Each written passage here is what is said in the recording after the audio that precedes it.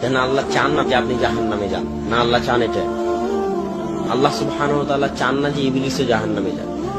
কথা কি বুঝতে পারছেন? আল্লাহ সুবহানাহু ওয়া তাআলা চান না যে আবু জাহলও জাহান্নামে যান। আল্লাহ চান না যে আপনিও জাহান্নামে যান। এই জন্য একজন ব্যক্তি যখন মরুভূমিতে তার উট হারিয়ে ফেলে, তো মরুভূমির রাস্তা চেনা খুব কঠিন। আপনি নিজেও একবার মরুভূমিতে হারিয়ে গেলে আর বের হতে পারবেন না। ওই একই জায়গার মধ্যে ঘুরপাক খাবেন, রাস্তা খুঁজে বের করতে পারবেন। সব দেখতে একই রকম মনে হবে, পাহাড় সব একই রকম, বালু সব একই রকম, ফিল্ড সব একই রকম, ধুধু মরুভূমি। কোন দিকে যে যাচ্ছি, কোন দিকে যে পূর্ব, কোন দিকে যে পশ্চিম, রাস্তা খুঁজে বের করে পার হতে পারবেন না। মরুভূমিতে ঘুরতে ঘুরতে মারা যাবে। উট মরুভূমির রাস্তা চিনে। তো যে ব্যক্তি মরুভূমিতে উট হারিয়ে ফেলে, মানে তার মৃত্যু নিশ্চিত।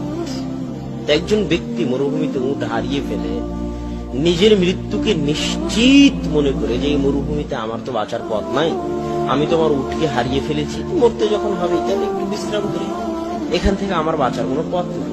সে শুয়ে বিশ্রাম করতেছে, ঘুম থেকে উঠে দেখে তার পাশে তার উটটা দাঁড়িয়ে আছে, হারানো উটটা। তো জীবন ফিরে পেলে মানুষ যেমন আনন্দিত হয়, সে মৃত্যুর মুখ থেকে ফিরে এসে আনন্দের ঠেলায় বলতেছে, খুশির ঠেলায় বলতেছে যে আল্লাহ তুমি আমার বান্দা, আমি তোমার রব। বাক্য উল্টা করে দিয়েছে, মানে খুশির ঠেলায় হিতাহিত জ্ঞান হারিয়ে ফেলেছে। তো আল্লাহ সুবহানাহু ওয়া তাআলা বলতেছেন, এই মানুষটা মৃত্যুর মুখ থেকে ফিরে এসে যতটা না আনন্দিত, আমার কোন বান্দা যে আমার সাথে সম্পর্ক রক্ষা করেনি দুনিয়াতে যাওয়ার পরে। আপনাদের কয়জনের দাবি করতে পারবেন আল্লাহর সাথে সম্পর্ক আছে? কয়জন? সালাত আদায় না করলে আল্লাহর সাথে সম্পর্ক থাকে? বলেন, সালাত আদায় না করলে আল্লাহর সাথে সম্পর্ক থাকে? আপনাদের কয়জনের আল্লাহর সাথে সম্পর্ক আছে? কয়জনের দাবি করতে পারবেন যে হ্যাঁ আমার সাথে আল্লাহর সম্পর্ক আছে, ছিন্ন হয়ে যায়? আপনার সন্তান যদি আপনার সাথে সম্পর্ক ছিন্ন করে, আপনার সন্তান যদি হারিয়ে যায়, তো মায়ের কষ্ট কেমন হয়, পিতার কষ্ট কেমন হয়, আর ওই সন্তানের কষ্ট কেমন হয়? ইউসুফ আলাইহিস সালাম কোথায় 20-25 বছর হারিয়ে গেছেন, বাপ জানি না ইউসুফ কোথায়। কাঁদতে কাঁদতে ইয়াকুব আলাইহিস সালামের চোখ পর্যন্ত অন্ধ হয়ে গেছে। তো বাপ কষ্টে আছে না নাই? তো সন্তানকে হারিয়ে ইয়াকুব আলাইহিস সালাম যত কষ্টে আছে, আপনি আপনার সন্তানকে হারিয়ে যত কষ্টে থাকবেন।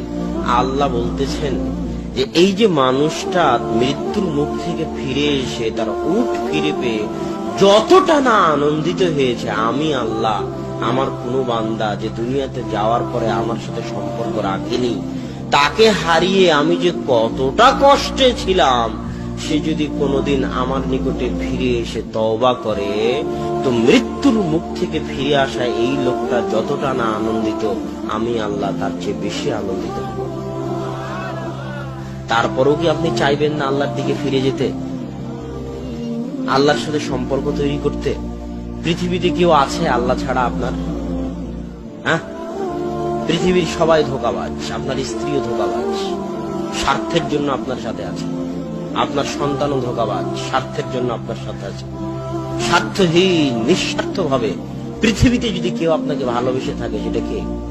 আপনার প্রতিপালক। তো আল্লাহ সুবহানাহু ওয়া তাআলার এই ভালোবাসার গুরুত্ব আমাদের বুঝতে হবে, এবং আমাদের উচিত যত দ্রুত সম্ভব আল্লাহর দিকে ফিরে যাওয়া। আজকেই তওবা করে আল্লাহর দিকে ফিরে যাওয়া, ওযু করে 2 রাকাত সালাত আদায় করে, বক্তব্য প্রোগ্রাম শেষ করে নিজ নিজ বাড়িতে গিয়ে ওযু করে 2 রাকাত সালাত আদায় করে সবার উচিত পুনরায় আল্লাহর সাথে সম্পর্ক তৈরি করা। যে আল্লাহ, আজকে তওবা করে তোমার সাথে সম্পর্ক তৈরি করতেছি, আর সম্পর্ক ছিন্ন করবো না। আর সম্পর্ক ছিন্ন না করার সবচেয়ে বড় মাধ্যম হচ্ছে যে কোনো মূল্যে দিনে রাতে 24 ঘন্টায় 5 ওয়াক্ত সালাত আদায় করা। আকিমিস সালাতা লিযিকরি, তোমরা সালাত আদায় করো আমাকে স্মরণ করার জন্য। তো 24 ঘন্টা মানুষ আল্লাহকে স্মরণ করতে পারবে না। আপনারা দেড় অঞ্চলের মানুষ, জমি জায়গা আছে, কাজ কাম আছে, 24 ঘন্টা আল্লাহকে স্মরণ করতে পারবেন না, এটাই ঠিক। মানুষের ব্যস্ততা আছে, এটাই ঠিক, আল্লাহও জানে। তো আল্লাহ বলতেছে 24 ঘন্টা যদি না পারো, তো কমসে কম কয়বার? 5 বার। 5 বার আল্লাহকে স্মরণ করা কি খুব কঠিন কাজ? কোনো কঠিন কাজ নয়। সালাত আদায় করাকে আমরা নিজেরা নিজেদের উপর ভারী বানিয়ে নিয়েছি। কয় মিনিট সময় লাগে এক ওয়াক্ত সালাত আদায় করতে? উযু করা থেকে শুরু করে সালাত কমপ্লিট করতে 10 মিনিটের বেশি লাগে না। এই 10টা মিনিট সময় আমাদের উপর এমন ভারী, এটা শয়তান আমাদের জন্য ভারী করে দিয়েছে। কথা বুঝেননি? আজান হওয়া মাত্রই সালাত আদায় করার সবচেয়ে সহজ উপায়। আজান হওয়া মাত্রই সব কাজ বন্ধ। প্রধানমন্ত্রীর সাথে যদি মিটিং থাকে তো বন্ধ, তাহলে সালাত আদায় করা সহজ হয়ে যাবে। না হলে যদি মনে করেন অনেক জরুরি কাজ, আর 5টা মিনিট করি, আর 2টা মিনিট করি, আজান হয়ে গেছে আর 5 মিনিট পর দোকান বন্ধ করি, তাহলে আর সালাত ধরে রাখতে পারবেন না। 2 দিন পর সালাত হারিয়ে যাবে, কোনো না কোনো ব্যস্ততায় এসে সালাত হারিয়ে যাবে। প্রথমে জামাত থেকে দূরে হয়ে যাবে, তারপরে ব্যক্তি জীবন থেকে সালাত চলে যাবে।